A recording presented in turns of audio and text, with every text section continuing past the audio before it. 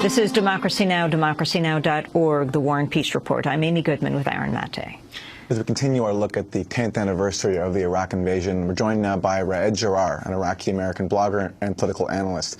He led the first civilian casualty survey in Iraq as the country director of Civic Worldwide. He has closely monitored the issue of civilian casualties, as well as the larger fallout from the U.S. invasion for the last 10 years. He is presently communications director at the American Arab Anti-Discrimination Committee. Joining us now from Washington, D.C. Raed, welcome to Democracy Now! Can you tell us where were you 10 years ago today? I was in Baghdad. I was living in Jordan at the time, finishing my master's degree. But I went back to Baghdad in February of 2003 to be with my family during the invasion. Everyone knew that the invasion will happen and that the Iraqi government will fall. So I went to help prepare for the US-led invasion. I was helping dig a well in our backyard to get drinking water and store some fuel for electricity and some food. So this is what everyone was doing at those days. And I remember waking up on the 19th with the noises of sirens and explosions in the early morning. I remember that very clearly. And the rest of my family got up and we had breakfast, and we knew that it has started, it has begun. Can you talk about what's happened in this 10 years? Talk about the casualties. Talk about what's happened to your family. What everyone says, this hopeless Sunni-Shia divide. Your own family being not one, not the other, but all. Yeah, I mean, it's really hard to describe in words. When I think of where we used to live 10 years ago and what is going on now, it's like two different lives. 10 years ago, you know, we lived within half an hour from all of my relatives from both sides, my mother's side and my father's side, my uncles, my cousins, my aunts. We all lived, you know, in Baghdad.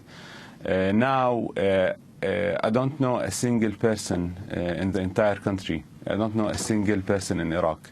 When I go for a visit, I can't visit anyone because all of my relatives and friends and colleagues and neighbors, they were either killed or they left the country to somewhere else. My immediate family now lives all the way from the west coast of the US and Canada until New Zealand. We're literally all around the world. A family that was within half an hour away from each other now are all around the world.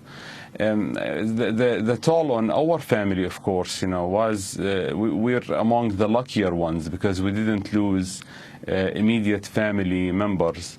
But of course, we lost everything. We lost our house. We lost, you know, we lost our country, and we moved on, and now we have new lives. And Raed, on the issue of sectarian conflict, you've written about how before the invasion, the issue of being a Sunni or a Shia was not one that was even familiar to you. But now, of course, when we think about Iraq, that seems to be the defining issue, the sectarian conflict. Correct. I mean, I mentioned previously how I'm half Sunni and half Shiite. Many Iraqis jokingly now refer to people like myself as sushis.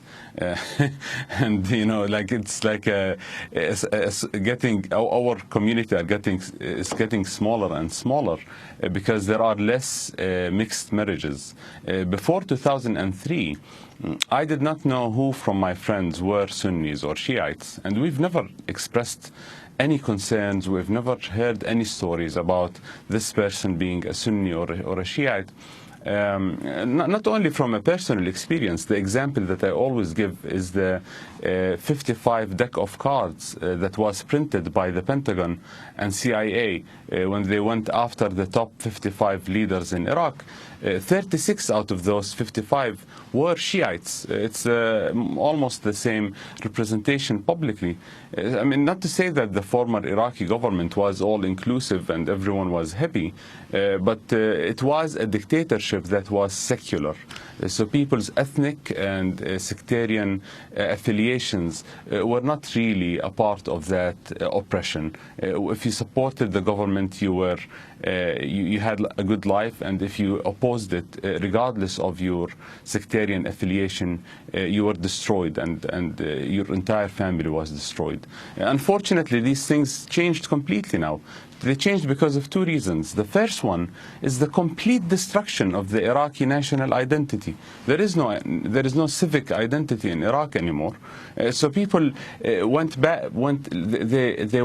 regressed. They went to the other level that they can identify with, and that unfortunately was the sectarian affiliation. The second reason is that this is actually the system that was introduced by the United States in 2003. The governing council that was created by the U.S. in 2003 marks the first occasion where Iraqis were chosen to run the country based on their sectarian and ethnic affiliations in Iraq's contemporary history. It never happened before the U.S. came. I want to turn to former President George W. Bush. In 2010, in his first major interview since leaving office, Bush spoke to NBC's Matt Lauer about the Iraq War. So by the time you gave the order to start military operations in Iraq, did you personally have any doubt, any shred of doubt about that intelligence? No, I didn't. I really didn't. Not everybody thought you should go to war, though. There were dissenters. Of course there were. Did you filter them out? I was a dissenting voice. I didn't want to use force. Your words. No one was more sickened or angry than I was when we didn't find weapons of mass destruction. You still have a sickening feeling. I do. When you think about it. I do. Was there ever any consideration of apologizing to the American people? I mean, apologizing would basically say the decision was a wrong decision, and I don't believe it was the wrong decision. If you knew then what you know now, that's right, you would still go to war in Iraq. I, first of all, didn't have that luxury. You just don't have the luxury when you're president. I will say, definitely, the world is better off without Saddam Hussein in power, as are 25 million people who now have a chance to live in freedom. That was Matt Lauer interviewing President George W. Bush in 2010. He didn't follow up that question by asking, would you apologize to the Iraqi people? But Riyad Jarrar, can you talk about Bush's response and what that apology should look like? I don't think we should be asking President Bush if he should apologize or if what happened was criminal and immoral. I think there should be an independent investigation in the United States to hold those who took the U.S. to war accountable, including President Bush and other politicians in his administration. The crimes that were committed and the fraud and the money that was spent and the lives that were destroyed deserve an apology and a compensation, and they deserve everyone who was behind these attacks to be held accountable. I think the vast majority of Iraqis expect to get an apology. They expect to get compensation for what happened to their country in the last 2 decades. The country has been destroyed, and the people who were killed in Iraq were compensated by $2,500, believe it or not. The U.S. government has a policy of compensating Iraqis by giving them $2,500 for any family member who is killed, and $2,500, the same amount, for any property that is damaged. I mean, just see how humiliating it is to come to a family that lost their car and 2 of their kids and give them $7,500, because this is our policy. We give them $2,500 a piece, whether that piece is a human being or a car. I mean, imagine the level of humiliation, the level of disregard to human life in Iraq. All of these things have to change. I mean, it's true that the U.S. has ended its military occupation to Iraq, but the U.S. moral and legal obligations to the country are not over yet. Final question about casualties. What do you believe is the total in Iraq? Yeah, it's not really about what I believe. I just want to explain a discrepancy between the two numbers that we hear thrown around all the time. One of them is the documented number. Like the previous guest explained, this is a number that is based on how many Iraqi casualties were reported in English-speaking media. You see, like, this is like a small portion of the full number of casualties. Now, there are other studies that, based on sampling, try to reach to the full estimated number. So we have two different layers of numbering. One of them is the full documented number, and the other is the full estimated number. And the factor between them, through all the different studies that took place in the last 10 years, is around 10.